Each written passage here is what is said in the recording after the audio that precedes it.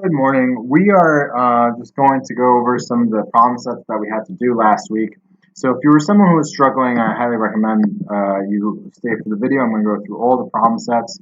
So the first one is a 2003 study of dreaming found that out of a random sample of 113 people, 92 reported dreaming in color. However, the proportion of people who reported dreaming in color that was established in the 1940s was 0.29. Check to see whether the conditions for using a z-test are met. So if you remember, there are four conditions. The first one is it random? And luckily, it said right here, it was a random sample. So you're going to say yes in the problem. It states that our sample was random. Next is we have to have NP greater than 10 and n times 1 minus p greater than 10, meaning our failures and our successes have to be bigger than 10. So we're going to, well, luckily we know that 92, maybe I'll do this in a different color. So 92 right? 92 is bigger than 10, and that's our successes. That are successes, right? Those are the people who do dream in color. And if you take 92 and take it away from 113, you get 21, and that's bigger than 10. And that's our failures, people who don't dream in color. Do you dream in color? I never thought if I dreamt in color before. All right. Now what we're going to do is we're going to sorry guys. Is the population large enough? And it has to be 10 times greater than 113. And they don't say if this is for Americans or for whom, so let's just assume it's the world population. And we know that the world population is much bigger, right? It's in the billions than 10 times 113, right? Which is 1,130, right? So we're good. Is it independent? Dependent. And we're going to assume it is independent, meaning that one person's answer or response doesn't affect another one, and we're going to just assume that they did that, and that's it. That's number one. Number one didn't ask you to find the p-value or complete, anything. It just asked you to do basically step 2 of our hypothesis testing, which is these 4 steps. Okay, so we're going to go now and do number 2.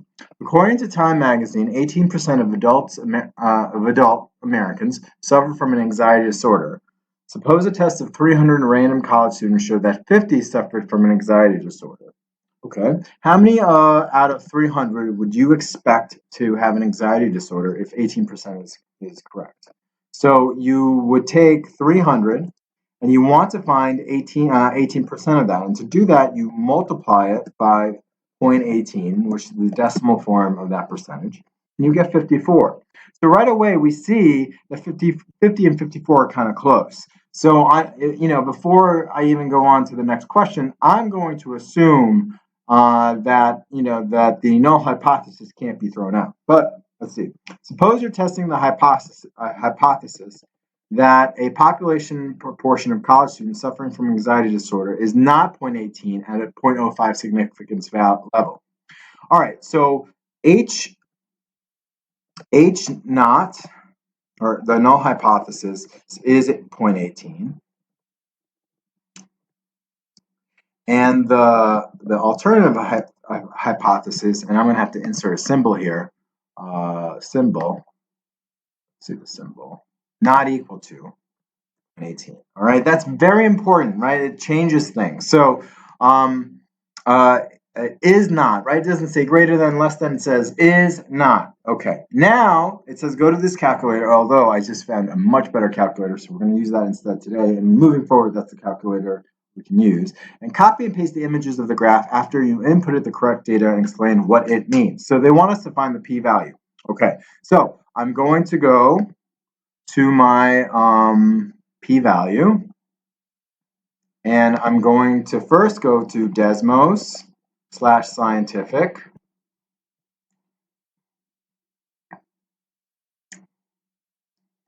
And I'm going to calculate it, right? So I'm going to do AB, right, my fraction.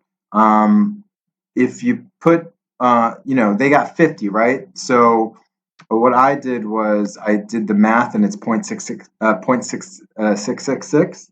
And I suggest a lot of you do that. But if you do 50 out of 300, that's fine too. This calculator will calculate it both. Minus 0.18, right? So it's what we got in the sample minus what the null hypothesis said we should get. Then we take the square root of 0.18 times 1 minus 0.18, all divided by the sample size, which is 300. And when we do that, we get a z-statistic of negative 0.6. So what we're going to do is we're going to go to this wonderful calculator. It's beautiful, under goodcalculators.com/p-calculator, p-value, I will put it in. And it's 0.16. And remember, guys, it's right tail, left tail, and two tail. Two tail is when it's not equal to. All right, so we're going to go hit two tail and then hit calculate. And it's right here. Here is my two tail. Now, how to read this? All right, if I go back here, our significance level is 0.05. So basically, our p-value has to be less than 0.05 in order for us to throw out the null hypothesis. That's what that means, okay? Your significance level says that there's a 5% chance that it's wrong, and if it's so, for example, if your sample is greater, much greater than, or much less than 0.05, then we can't throw out the null hypothesis. But if it's much smaller, like if it's if the p-value is 4%, anything less than 5%, we can accept it, right? So our p-value is 0.54. That is 54%. That's not acceptable. So what that means is we're going to go, I'm going to snip, use my snipping tool. I'm going to snip this,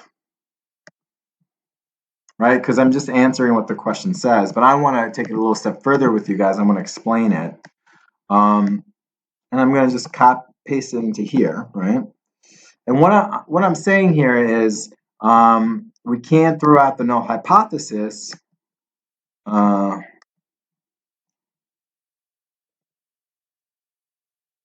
null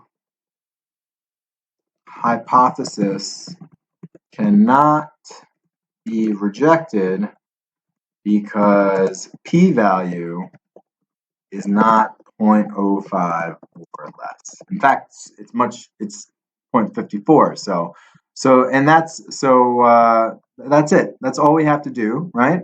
And I hope this video helped. I'm going to make another one for another problem set that we did. Please text me if these videos are helping. If they're not, also text me so that way I can change it up. Most of you are doing what you're supposed to, so I'm really impressed with you. Keep up the great work.